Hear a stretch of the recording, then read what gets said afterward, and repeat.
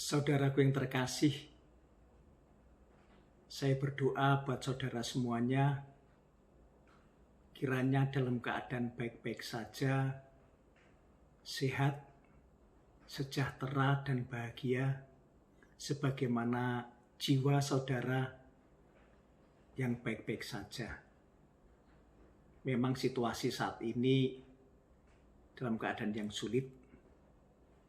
Setelah lebih dari 6 bulan kita melakukan aktivitas dari rumah saja karena pandemi COVID-19. Pada saat ini kita memasuki resesi ekonomi. Pandemi masih berlangsung dan krisis ekonomi atau tepatnya resesi ekonomi berbarengan juga datang. Memang resesi ekonomi yang kali ini diakibatkan oleh pandemi COVID-19. Mau tidak mau, suka tidak suka, ini semua harus kita hadapi. Inilah realita yang paling realistis, bahwa ketika kita masih menjalani pembatasan sosial berskala besar, kita juga harus menjalani penyakit ekonomi, yakni berupa resesi ekonomi. Secara teori, resesi ekonomi itu terjadi apabila suatu negara selama 2 triwulan berturut-turut berada dalam kondisi pertumbuhan ekonomi minus. Selama triwulan 2, Indonesia mengalami minus 5,3%, dan triwulan 3 ini diperkirakan kita tetap minus 1-3%. Dan karena 2 kali berturut-turut minus, maka kita masuk dalam situasi resesi ekonomi. Tidak hanya Indonesia, tapi banyak negara, bahkan negara-negara besar, negara-negara maju, juga menghadapi resesi ekonomi. Resesi ekonomi ditandai dengan melambatnya roda perekonomian. Orang seringkali menyebut kemunduran ekonomi, kemerosotan ekonomi, kontraksi ekonomi. Tapi prinsipnya adalah ekonomi yang harusnya jalan ternyata mengalami pelambatan.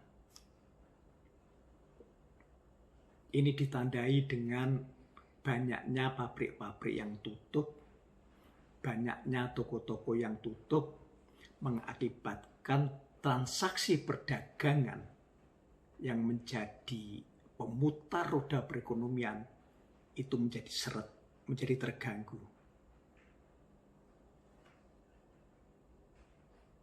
Produksi yang terganggu akibat pandemi karena orang tidak bisa bekerja, ditopang dengan tutupnya toko-toko, menyebabkan terjadinya pemutusan hubungan kerja. Banyak orang yang akhirnya di PHK menjadi pengangguran. Orang yang menganggur ini mengakibatkan pendapatannya jauh menurun, bahkan tidak memiliki pendapatan. Karena tidak memiliki pendapatan, maka tidak punya uang, daya beli menjadi turun. Karena daya belinya turun, maka permintaan barang menjadi turun. Permintaan barang yang turun ini menyebabkan produksi turun. Orang tidak mau lagi investasi mandek, produksi turun menyebabkan pemutusan hubungan kerja atau PHK, PHK menyebabkan pengangguran, pengangguran menyebabkan pendapatan turun menyebabkan daya beli turun menyebabkan permintaan barang turun menyebabkan pabrik-pabrik tidak berproduksi, berputar terus. Salah satu cara supaya tidak berputar rantainya, satu rantai itu perlu diputus. Dan yang sudah diambil keputusan oleh pemerintah adalah pada titik penerimaan masyarakat.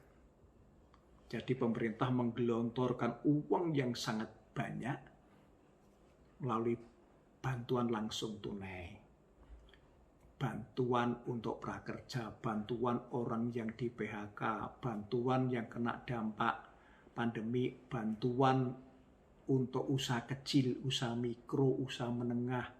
Berbagai macam bantuan digelontorkan kepada masyarakat supaya di masyarakat ada uang, ada pendapatan. Sehingga dengan pendapatan itu daya beli akan meningkat. Daya beli yang meningkat, maka permintaan barang akan meningkat. Permintaan barang yang meningkat menyebabkan pabrik mau berproduksi, toko-toko mau buka.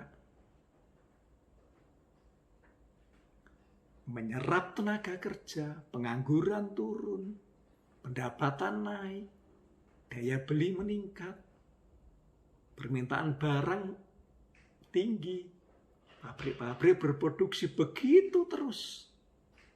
Itu yang diharapkan.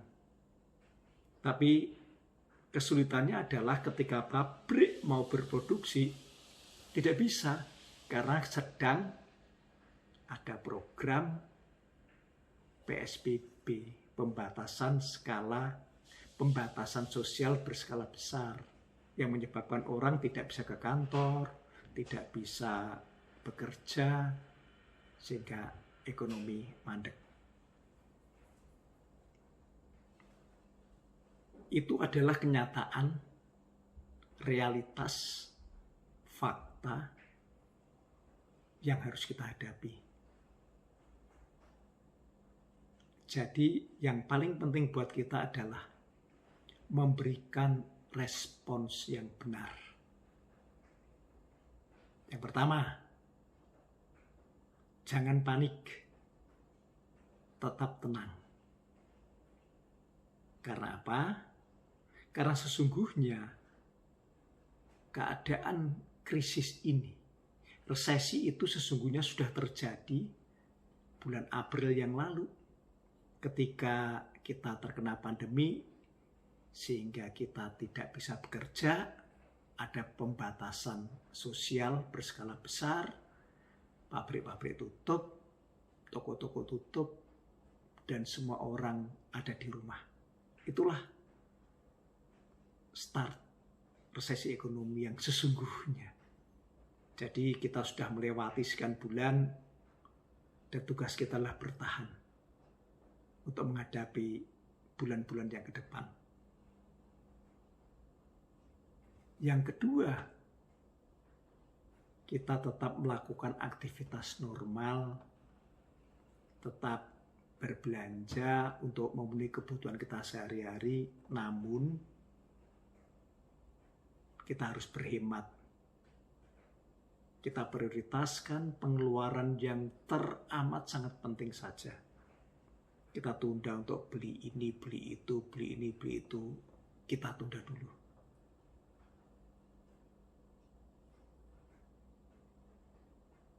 Yang ketiga, kalau ada uang,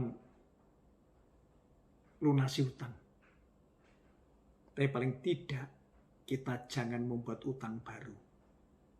Karena utang ini akan memberatkan situasi yang sudah berat. Yang keempat, kita mencari peluang-peluang, sekecil apapun peluang itu untuk mendapatkan pendapatan, untuk mendapatkan uang, layak kita ambil.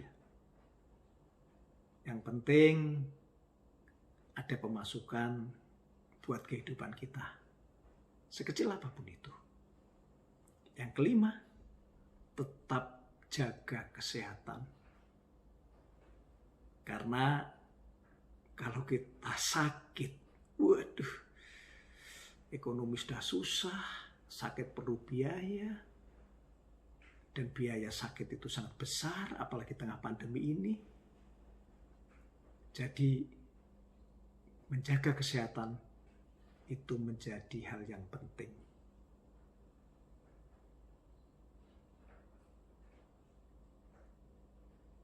Yang pertama, kita tahu bahwa kita sedang menghadapi resesi ekonomi. Itu penting kalau kita tahu bahwa kita sedang menghadapi resesi ekonomi. Yang kedua, ini yang lebih penting. Kita memberikan respons yang benar pada saat kita menghadapi resesi. Seperti 5 tips tadi yang saya sampaikan. Tetapi ada satu yang paling penting, satu yang terpenting, yaitu menjaga iman kita, menjaga hati kita, menjaga jiwa kita, menjaga roh kita. Ekonomi boleh minus, tapi iman tetap harus tumbuh. Iman harus lebih kuat. Justru ketika ekonomi melemah, iman kita perkuat. Kita harus semakin dekat dengan Tuhan. Roh kita tetap menyala-nyala. Karena hakikatnya manusia adalah manusia roh. Yaitu kita itu bukan tubuh. Di dalamnya ada roh, tetapi kita adalah roh yang dibungkus oleh tubuh. Saat penting untuk kita memberi makanan rohani kita. Kita banyak berdoa, mendekat pada Tuhan, membaca firman, memperkuat iman. Kalau kita membaca Alkitab, kita akan menemukan masa-masa di mana bangsa-bangsa, di mana dunia ini menghadapi krisis, termasuk krisis ekonomi, resesi ekonomi. Salah satu contohnya adalah sebagaimana ditulis dalam kitab Keluaran 8, 9, itu bangsa Mesir menghadapi kekeringan yang dahsyat sehingga menimbulkan krisis ekonomi, resesi ekonomi. Tapi orang yang dekat dengan Tuhan mendapatkan pemeliharaan yang lebih baik. Yusuf adalah penguasa, dia orang asing yang menjadi penguasa di Mesir, yang dikhususkan untuk menangani resesi ekonomi ini. Sambil menjalankan tugas itu, dia sekaligus bisa memelihara orang tuanya, memelihara keluarganya, keluarga besarnya, bahkan pada akhirnya memelihara bangsanya. Itulah pertolongan Tuhan bagi umat yang dikasihinya. Sebagaimana keluarga Yusuf, yaitu Yakub dan anak-anaknya, keturunannya, hamba-hambanya, hartanya semua masuk ke Mesir, menduduki tanah Goshen, tanah yang terbaik, mendekat kepada penguasa, mendekat pada berkat. Itulah arti Goshen. Kita bisa belajar bahwa yang menjadi bagian kita menghadapi krisis yang paling penting, yang terpenting adalah mendekat kepada Tuhan.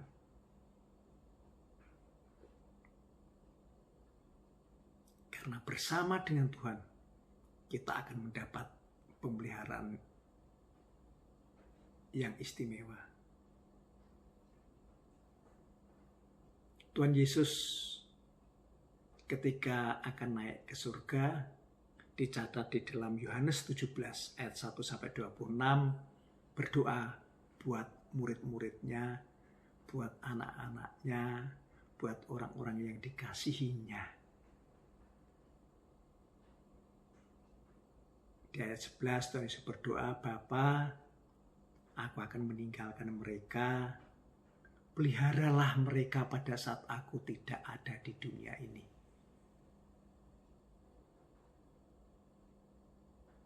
Dan Tuhan pelihara murid-murid Tuhan Yesus.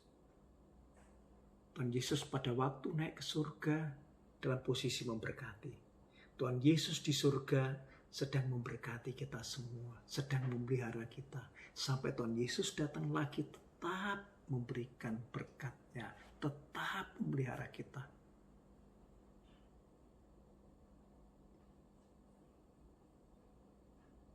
Mengapa begitu? Karena Tuhan adalah Immanuel. Tuhan yang beserta dengan kita. Tuhan Yesus adalah Immanuel. Tuhan yang senantiasa bersama dengan kita. Kalau Tuhan memperkenalkan dirinya Immanuel, itu bukan Tuhan sedang memberikan janji, tapi Tuhan sedang menyatakan fakta, sedang menyatakan realita. Tuhan menyertai kita. Itu adalah fakta, itu adalah realita, bukan janji.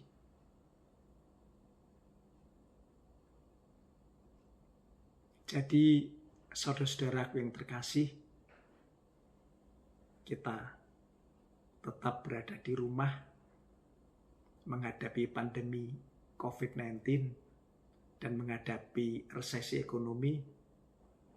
Mari, justru ini kesempatan kepada kita untuk lebih mendekatkan diri kepada Tuhan. Pertumbuhan ekonomi yang menurun akan kita gunakan untuk pertumbuhan iman yang semakin naik. Percaya pada pemeliharaan Tuhan, sebab Tuhan Yesus adalah Immanuel, Tuhan yang beserta dengan kita. Tetap semangat, salam sehat, penuh berkat. Tuhan Yesus memberkati. Amin.